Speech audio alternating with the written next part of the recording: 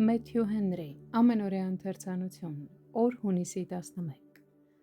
Այսուհետև եղբայրք ինչ որ ճշմարիտ է, ինչ որ պարկեշտ, ինչ որ արդար, ինչ որ սուրբ, ինչ որ սիրուն, ինչ որ բարի անուն, թե առաքինություն է և թե գովություն է, այն մտածեք։ Փիլիպպեցիս 4:8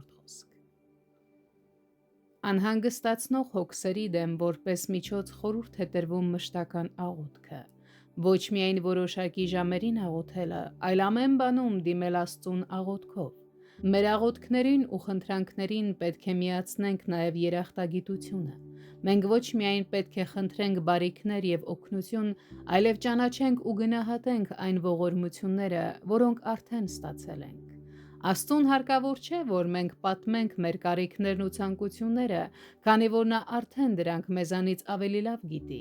սակայն նա ցանկանում է, որ մենք ցույց տանք, թե որքան թանկ ենք գնահատում իր շնորհները և գիտակցում ենք մեր կախվածությունը նրանից։ Աստծո խաղաղությունը, այն մխիթարական զգացումը, որ մենք հաշտված ենք Աստծո հետ, թույլ է տալիս վայելել նրա բարեհաճությունը և ունենալ երկնային երանության հույսը, այնպիսի մեծ բարիք, որը հնարավոր չէ լիովին արտահայտել խոսքերով։ Այս խաղաղությունը Քրիստոս Հիսուսի միջոցով կպահպանի մեր սրտերն ու մտքերը։ Այն կպահի մեզ, որպեսզի նեղությունների ժամանակ չմեղանչենք և չընկճվենք դրանց ծանրության տակ։ Այն կօգնի մեզ մնալ խաղաղ, հաստատուն և լցված ներքին բավարարվածությամբ։ Հավատացյալները պետք է ձեռք բերեն և պահպանեն բարի անունը և բարի համբավը Աստծո և մարդկանց առաջ։ Մենք պետք է քայլենք առաքինության բոլոր ճանապարհներով և հաստատուն մնանք դրանց մեջ։ Այդ դեպքում, անկախ նրանից մարդիկ կգովեն մեզ, թե ոչ, մեր գովեստը Աստծուց կլինի։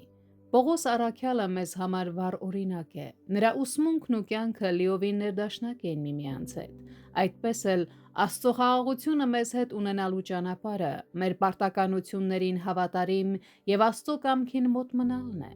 Մեր բոլոր արտոնություններն ու փրկությունը բխում են Աստծո շնորհից և անսահման ողորմությունից, սակայն դրանց վայելումն ու լիարժեք մասնակցությունը կախված են մեր անկեղծ և սուրբ վարքից։ Այս ամենը Աստծո գործերն են, Աստծուց բխող գործեր, և դրանք պետք է վերագրվեն միայն նրան։